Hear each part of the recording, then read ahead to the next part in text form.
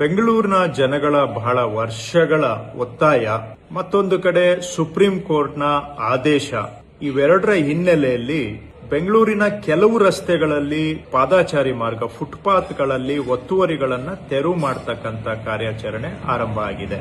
ಬೆಂಗಳೂರು ಚೆನ್ನಾಗಿರಬೇಕು, ಇಲ್ಲಿ ವಾಸ ಮಾಡೋ ಜನಗಳಿಗೆ ಅಗತ್ಯ ಸೌಕರ್ಯಗಳಾದರೂ ಸಿಗಬೇಕು ಅಂತ ಹೇಳಿದ್ರೆ ಅದರಲ್ಲಿ ಒಂದು ಪಾದಾಚಾರಿ ಮಾರ್ಗ, ಫುಟ್ಪಾತ್ಗಳಲ್ಲಿ ಓಡಾಡೋಕೆ ಆಗುವಂತಹದ್ದು. ಎಲ್ಲಾ ರಸ್ತೆಗಳಲ್ಲಿ ಮಾಡಕ್ಕಾಗದೇ ಇದ್ರೂ ಕೆಲವು ಹೆಚ್ಚು ಜನ ಓಡಾಡೋ ಕಡೆ ಆದ್ರೂ ಮಾಡಬೇಕಾಗಿರೋದು ಸರ್ಕಾರದ ಕರ್ತವ್ಯ ಮತ್ತು ಜನಗಳ ಬೇಡಿಕೆನೂ ಸಹ.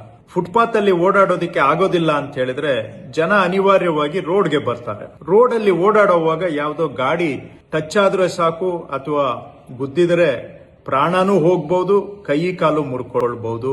ಈ ತರಹ ಪ್ರತಿ ವರ್ಷ ಸುಮಾರು 300 ಜನ ಓಡಾಡೋರು ಫುಟ್ಪಾತ್ ಅಲ್ಲಿ ಓಡಾಡೋಕೆ ಆಗದೆ ರಸ್ತೆಗೆ ಬಂದು ಓಡಾಡುವಂತ ಜನ, ಪೆಡೆಸ್ಟ್ರಿಯನ್ಸ್ 300 ಜನ ಪ್ರಾಣ ಕಳ್ಕೊಳ್ತಾ ಇದ್ದಾರೆ ಆಕ್ಸಿಡೆಂಟ್ಗಳಲ್ಲಿ. ಸಾವಿರಾರು ಜನ ಕೈ ಕಾಲು ಕಳ್ಕೊಳ್ತಾ ಇದ್ದಾರೆ. ಇನ್ನ ಕೆಲವರು ಜೀವನ ಪರ್ಯಂತ ಹಾಸಿಗೆ ಹಿಡಿಯುವಂತ ಆಕ್ಸಿಡೆಂಟ್ಗಳನ್ನು ಅನುಭವಿಸ್ತಾ ಇದ್ದಾರೆ. ಕೆಲವರು ತಲೆಗೆ ಪೆಟ್ಟಾದ್ರೆ ಅವರು ಕೋಮಾ ಪರಿಸ್ಥಿತಿಗೆ ಹೋಗಿ ಕೆಲವರೆಲ್ಲ ಜೀವನ ಎಲ್ಲ ಕೋಮಾ ಪರಿಸ್ಥಿತಿಯಲ್ಲಿ ಕಳೆಯುವಂತದ್ದಾಗಿದೆ. ಹೀಗೆ ಸಾವಿರಾರು ಜನ ಕಷ್ಟ ಅನುಭವಿಸ್ತಾ ಇದ್ದಾರೆ, ಪ್ರಾಣನೂ ಕಳ್ಕೊಳ್ತಾ ಇದ್ದಾರೆ ಕೆಲವರು.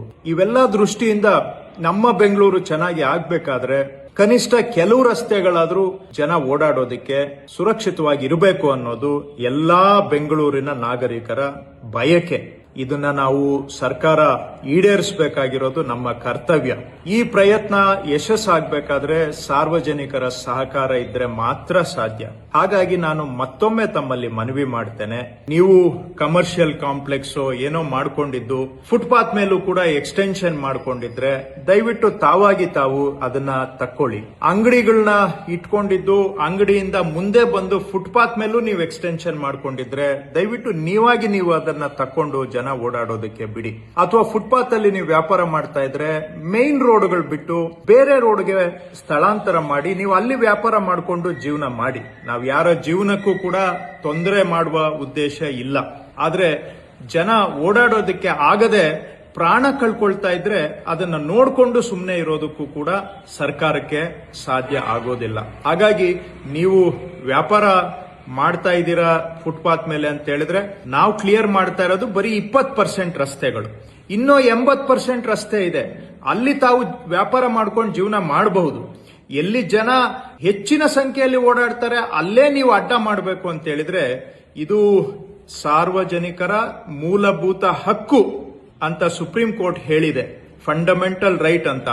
ಆ ಫಂಡಮೆಂಟಲ್ ರೈಟ್ ಅನ್ನ ನೀವು ವೈಲೇಟ್ ಮಾಡಕ್ಕಾಗಲ್ಲ, ನಾನು ವೈಲೇಟ್ ಮಾಡಕ್ಕಾಗೋದಿಲ್ಲ. ಅದನ್ನ ಗೌರವಿಸಬೇಕಾಗುತ್ತೆ ನಾವೆಲ್ಲರೂ ಕೂಡ. ಹಾಗಾಗಿ ಇದು ಬೆಂಗಳೂರು ಚೆನ್ನಾಗಿರ್ಬೇಕು ಅಂತ, ಬೆಂಗಳೂರು ಸುಧಾರಣೆ ಆಗ್ಬೇಕು ಅಂತ ನಾವು ಮಾಡ್ತಾ ಇರುವಂತಹ ಪ್ರಯತ್ನ.